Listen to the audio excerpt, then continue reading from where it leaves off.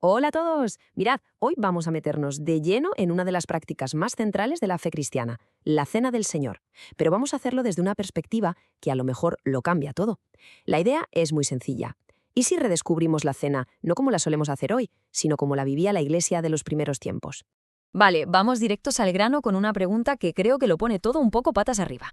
A ver, pensadlo un momento. ¿Qué pasaría si todo el ambiente que rodea la Cena del Señor estuviera equivocado? Si en lugar de esa solemnidad, de esa tristeza casi, el sentimiento original fuera de pura celebración y de esperanza. Es que este contraste es la clave de todo. Por un lado, tenemos la práctica más habitual hoy en día, que se centra mucho en el pasado, en el sufrimiento de Cristo, con un ambiente que a veces es casi de velatorio. Y por otro, lo que las fuentes nos dicen de la Iglesia primitiva, un banquete comunitario alegre, con la vista puesta en el futuro, algo que unía a todos como una auténtica familia. El punto de partida es este, y es fundamental para entender todo lo demás. La premisa es que la Cena del Señor, en su origen, era eso, una cena, una comida de verdad, completa, con todo lo que implica sentarse a la mesa con gente. Y ojo, que esta idea no es un invento. Se basa directamente en lo que leemos en las Escrituras. El Evangelio de Lucas lo describe muy claro. El contexto es una cena real. Jesús está ahí, reclinado en la mesa con los suyos. No estaba haciendo una ceremonia simbólica y rápida, sino que instituyó este pacto en medio de una comida compartida. Entonces la gran pregunta es, ¿cómo pasamos de un banquete a una galletita y un sorbo de vino? Pues la historia nos da pistas muy claras. Durante casi 300 años la práctica era una comida en las casas. Pero en el siglo IV llega el emperador Constantino, la iglesia se institucionaliza y se prohíben las reuniones en los hogares. Todo se traslada a los templos, a los edificios. Y ahí es donde se transforma en una ceremonia mucho más breve y simbólica. Bueno, ya hemos visto el cambio en la forma, pero es que el enfoque también dio un giro de 180 grados. Porque todo apunta a que la mirada de los primeros cristianos no estaba clavada en el pasado, sino en el futuro. Y esto lo cambia absolutamente todo. La cena no era un simple memorial para recordar la muerte de Cristo. Era, por encima de todo, como un ensayo general lleno de alegría, una anticipación de la gran fiesta final que describe el libro de Apocalipsis, la cena de las bodas del Cordero. Era celebrar por adelantado el regreso de Cristo. Y aquí hay un detalle teológico que es fascinante. Cuando Jesús dice, haced esto en memoria de mí, la palabra griega que se usa para memoria es anamnesis. Y resulta que anamnesis no es solo un recuerdo pasivo para nosotros, implica un recordatorio activo dirigido a Dios. Es como si, al celebrar la cena, le estuviéramos diciendo, Jesús, acuérdate de tu promesa, vuelve.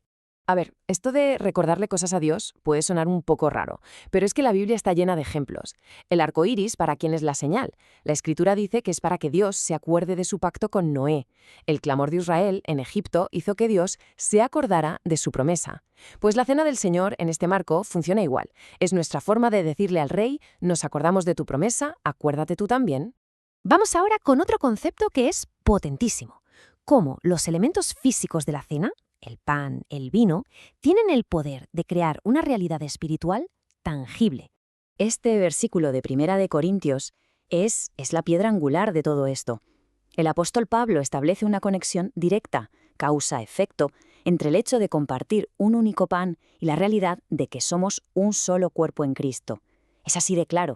Fijaos en esta lógica tan aplastante. No es solo un símbolo, es que el acto de participar todos del mismo pan es la causa. ¿Y el efecto? Que por el poder del Espíritu nos convertimos en un solo cuerpo. O sea, la cena no solo representa la unidad, sino que la genera, la alimenta y la hace real.